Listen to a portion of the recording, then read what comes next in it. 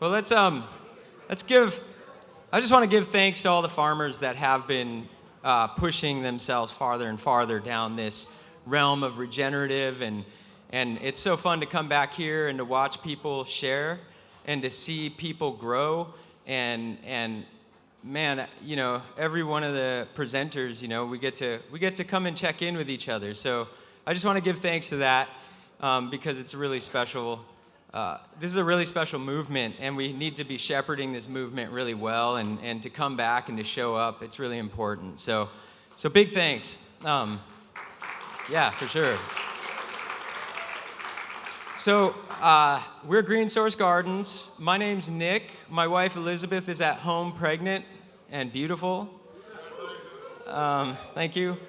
And I'm here to kind of get into full-term outdoor flower from seed for the shelf market. Now that's kind of tough. You know, when I was getting into it, it was like, everybody's like, you can't grow from seed. You're going to have multiple phenos, and how are you going to manage that? And it was like, I've never grown clones, and I'm more interested in the evolution of cannabis. And so if I have to start growing clones to be recreational, no thanks. So you gotta stick real strong to your ethics and your morals and what brings you there, and don't bend and flex just because you're supposed to, because somebody said so. The truth is the market's really receptive to anything very different. So everybody's trying to distinguish themselves in the marketplace with their flower anyway. So why jump on board with all the crazy trends, you know? It doesn't work. The coolest thing about seed is, you know, I may have some cookies lineage or whatever in some genetic that I've created, but it gives me the ability to go to the place and be like, what are you looking for? We like cookies. I'm like, great, I got a cookies thing for you. And they think we got cookies, but maybe there was cookies in it 4 or 5 years ago, or like, you know, so that's the thing, is like, you just have to speak the language.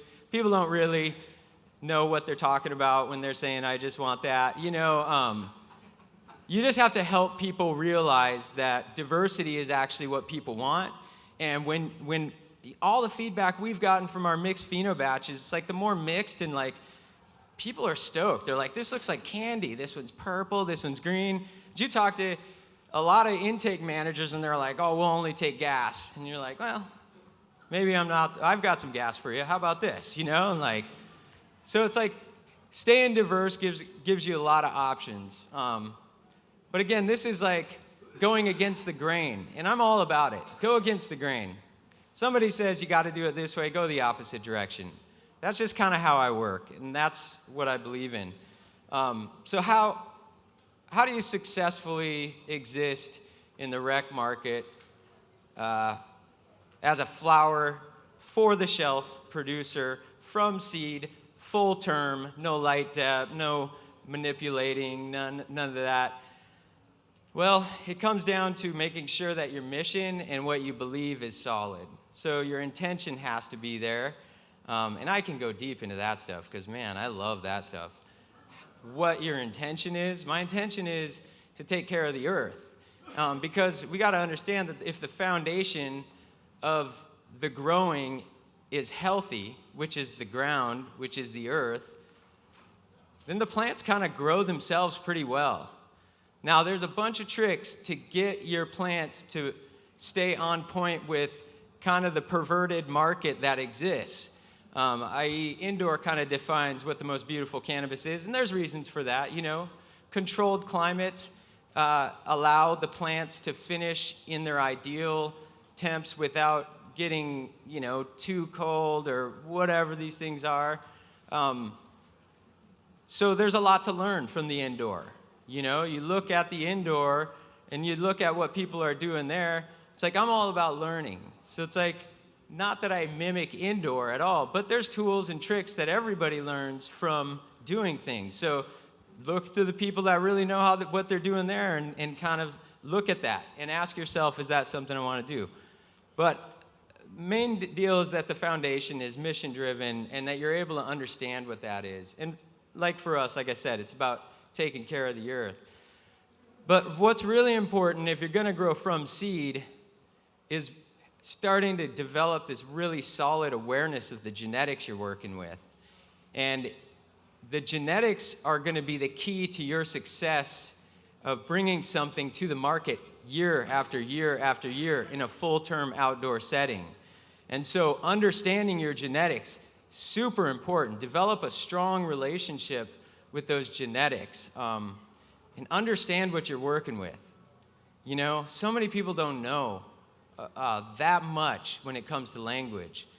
I want to break down a few different ways I perceive genetics. When I'm either hunting for seeds, going to look for somebody else that's got seeds, I'm looking for 3 different things. I've got inbred lines.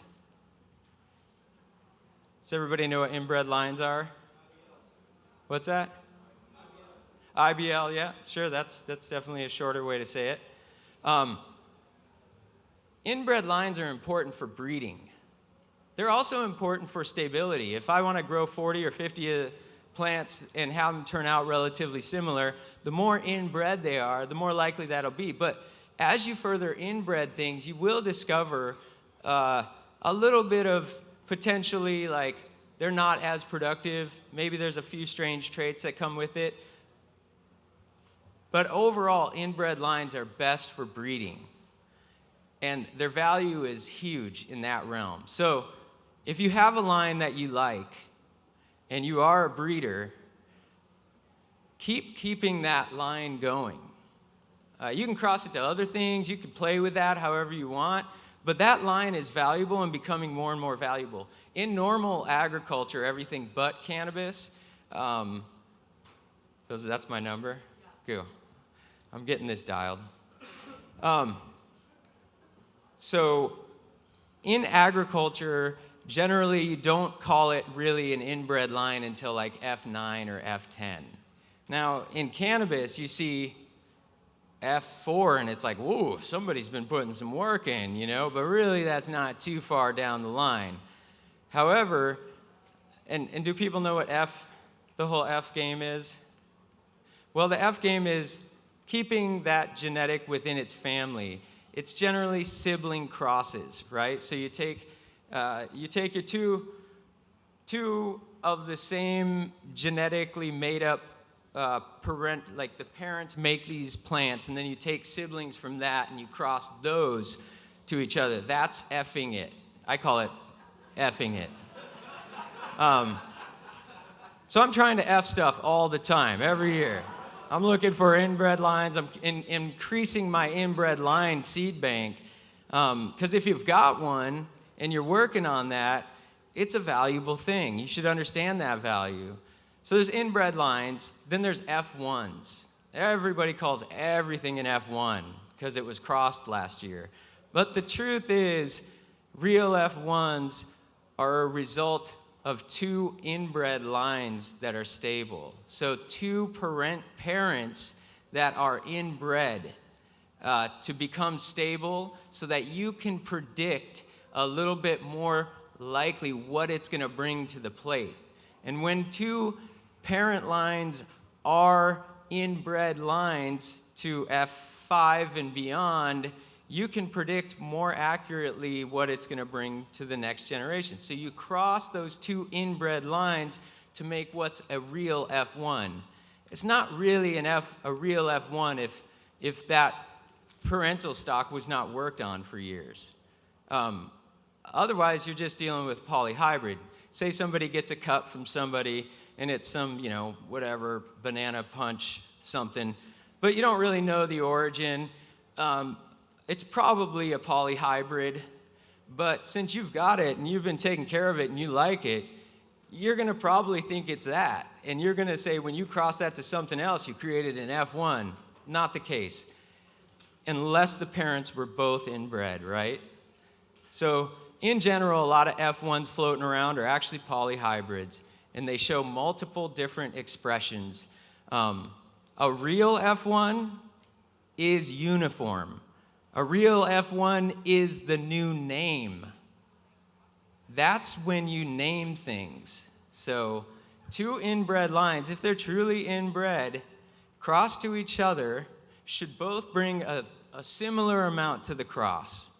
and it creates a stable, uniform crop. And that's why F1 crops are so valuable in agriculture. Anytime you're growing some carrot, it's either F1 or open pollinated.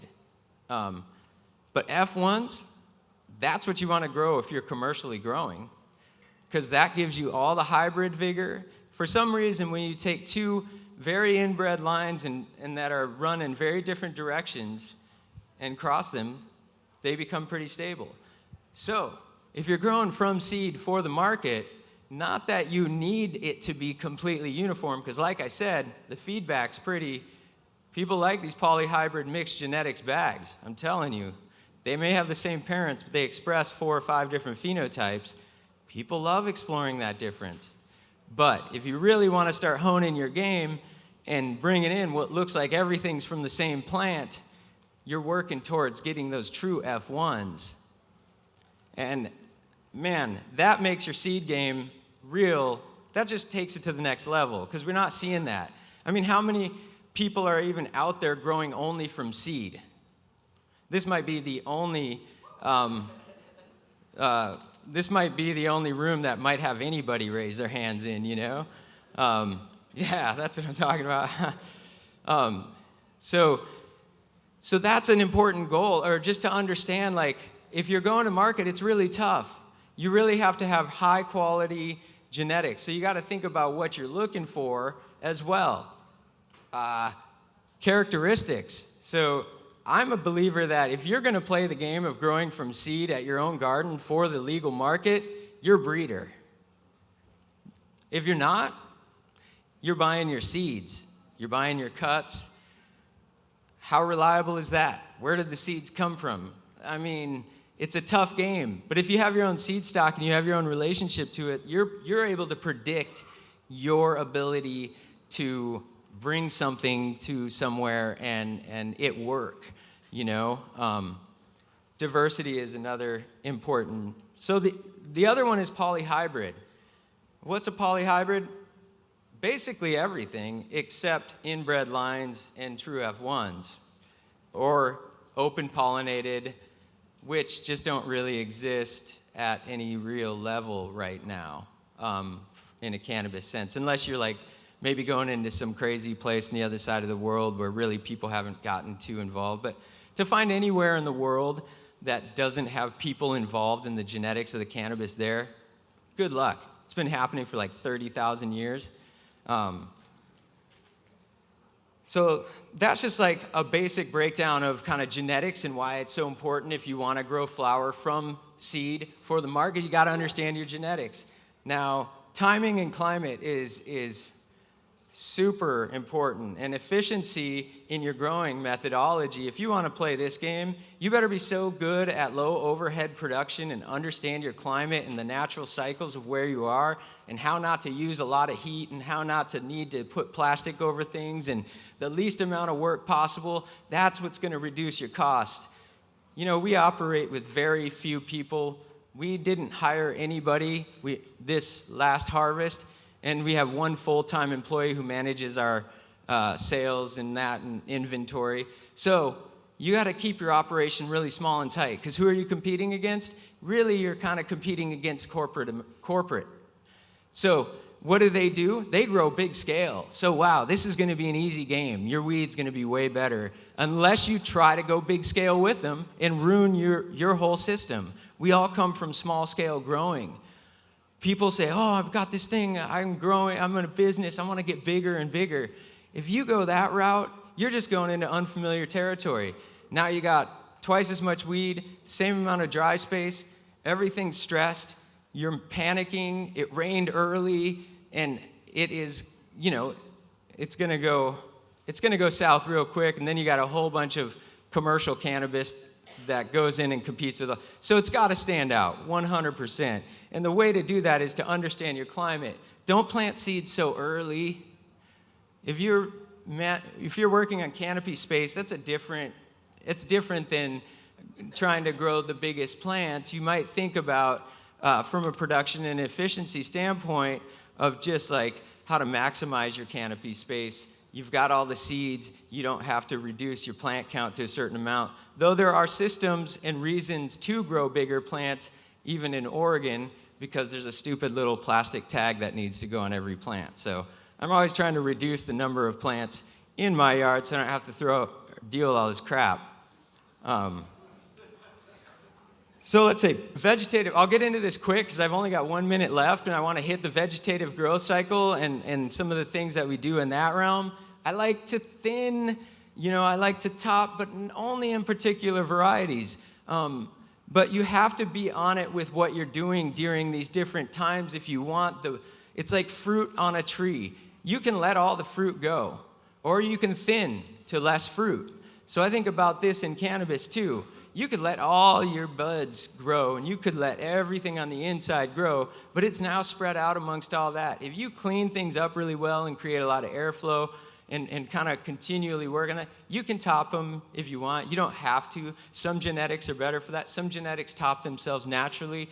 Again, this is all about understanding your genetics, because when people ask, well, do you top? And it's like, well, I do everything, This variety grows tall. I grow it on the north side of the berm, and these grow short. I grow it on the south side of the berm. Maximize your canopy space. But then in flowering, let your buds swell up, and then I come through and clean everything. Like, I'm taking a lot of leaves off after 5 weeks of flowering. One, because of how it affects the harvest. If that's already cleaned up there, I can do most of the harvesting without any help, because it's all been big leafed in the field, and then all that's right on the ground, breaking down with it. Gotcha. Okay, I was gonna get into some other stuff, but what I'll do is just make myself available. If you guys have more questions about like post-harvest management for long-term cure and resiliency in the market, like hit me up, ask me. I love to share, and so, yeah, I'm just trying to do my best to give people information. I say corporations can't even do what we do, so I don't even worry if they know what we're doing, because I'm like, give it a shot. Thank you.